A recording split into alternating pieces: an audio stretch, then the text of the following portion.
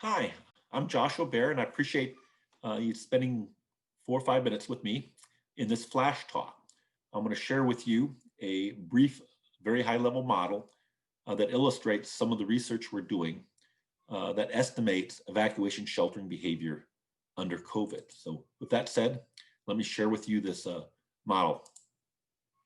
You'll see on your screen right now a very simple model, and it has three parts to it. It has antecedents, risk perceptions, and evacuation and sheltering behavior. What we're really interested in a lot of our research that supports emergency managers and planners is trying to estimate the change in evacuation and sheltering behavior under the compound threat of a catastrophic severe weather event and a pandemic COVID-like environment. So what happens if we had a severe weather event approaching the mid-Atlantic region and we have a COVID environment? How would that change evacuation sheltering estimates? And that's pretty much what we've done. And this high-level model illustrates the logic that we use in generating some of those estimates. So let's start with the left side, the antecedents. Antecedents are past sufferings. So if your household or you as an individual have suffered acute injury, property loss in past storms, that will in turn shape your risk perception of a current impending storm event. You'll more likely take it seriously. You've suffered in the past. Well, that risk perception drives evacuation sheltering behavior. If you have a risk perception that is a truly severe, potentially catastrophic event bearing down on your region, your propensity to evacuate and shelter is greater. Well, traditionally, evacuation and sheltering are seen as the best method to remove yourself from or household from harm's way. Move far inland. You can do that through evacuation, or move to a shelter, a public shelter, a congregate care shelter that may be at a higher elevation that's less likely to be subjected to tidal flooding. So by evacuation sheltering, traditionally you're moving out of harm's way, and that's the best approach. Well, under COVID environment, that raises a question: is that still the best approach? And generally, people agree that is. If it's truly a catastrophic event, that it's good to get out of harm's way. There's a lot of suffering and injury that occurs due to a severe hurricane, for example. But perhaps for a lesser severe weather event under the COVID environment, that may be something to consider. Well, let's visit this model again. Your antecedents now under a COVID environment not only deal with past sufferings due to past storms, but does your household know somebody in your circle of colleagues and friends and extended family? Has someone suffered from COVID? Has there been a death? You know a person that's died due to COVID? How about in a more localized fashion in your immediate family or in your household? Has folks been exposed to COVID? Have they suffered from COVID? Has there been a death from COVID? Well, those shape your risk perceptions about the impending storm, evacuation and sheltering under impending storm. So you have an increased complexity, not just past history, exposure to storms, but now you have a past history of exposure to COVID, pain, suffering, and loss related to COVID. That shapes your risk perceptions, and that in turn shapes your perceptions, your propensity to either evacuate and shelter. So the big question is, can we estimate that amount? And that's what we've been working on. And the conundrum faced by emergency planners and a number of different folks is, can you balance that risk? How much risk is added when you encourage people to evacuate and they're exposed to COVID in that process of evacuating, getting back in? When you encourage people to shelter at a public shelter, there's increased risk due to exposure to COVID relative to you staying socially distanced in your primary home and sheltering there. So there's added risk to doing that. Well, does that risk balance out the risk of staying in your home in a near coastal area during a severe weather event like a hurricane? The answer is, under different conditions, different hurricanes, we don't fully know. We don't know. We can't explain that conundrum, that balance precisely enough to make some of those judgment calls. And that's what we're doing with some of our research. Thank you very much.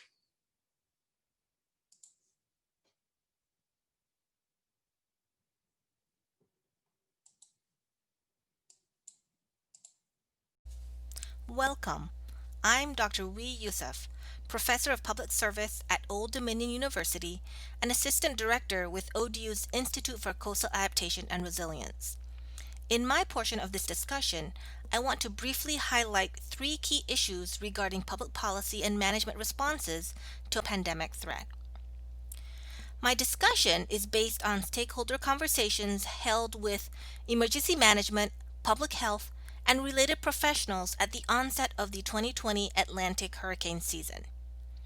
Over the course of six conversations on a variety of topics related to preparedness and response to the then upcoming hurricane season in the midst of the COVID 19 pandemic, we engaged with over 260 government, nonprofit, and community representatives and researchers representing functions in the areas of emergency management, public health, communication, transportation, health services, and others. The first issue I want to talk about is how residents will respond to the duality of issues associated with the pandemic and a hurricane. With a compound event, emergency managers and related professionals must address the needs and issues associated with emergencies. This can be challenging not only if they are at different phases of the emergency management cycle, so for example, response versus preparedness, but also if they require policies and practices that are at odds. As of May 2020, communities across the US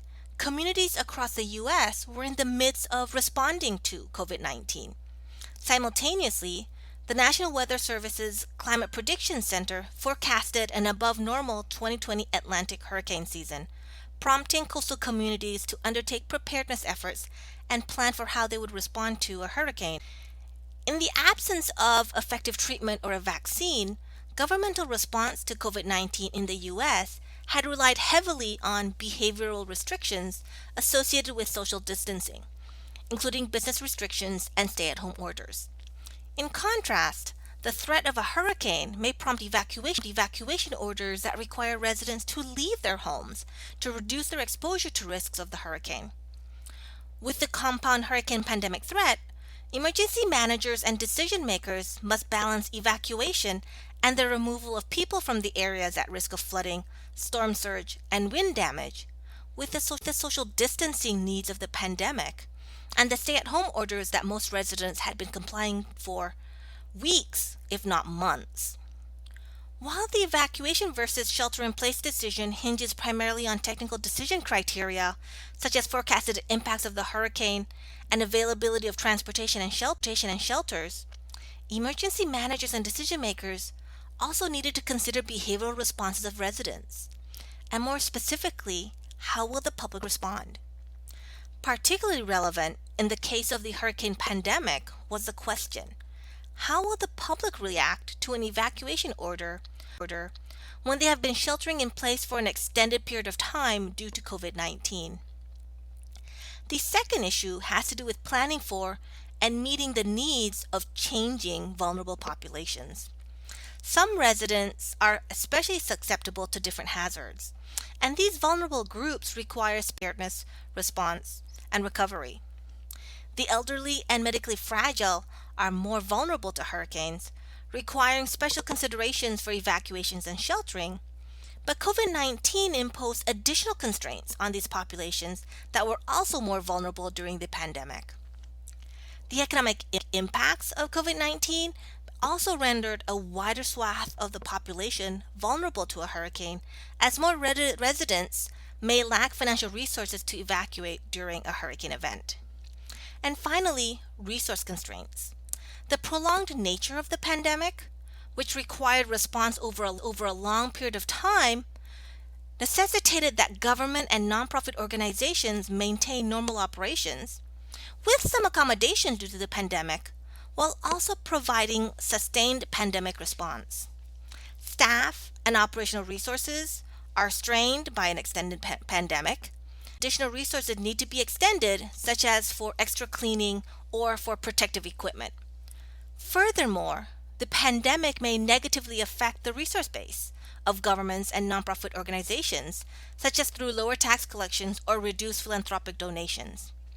In addition to resources needed for normal operations and pandemic response, and a negative impact on resource availability to a pandemic, hurricane preparedness and response activities during a pandemic will require additional resources. Furthermore, the economic impacts of a pandemic are also borne by residents who may experience reduced work hours, loss of wages, and additional costs to protect against the pandemic. The result is a reduced capacity or ability to prepare or to evacuate during a hurricane.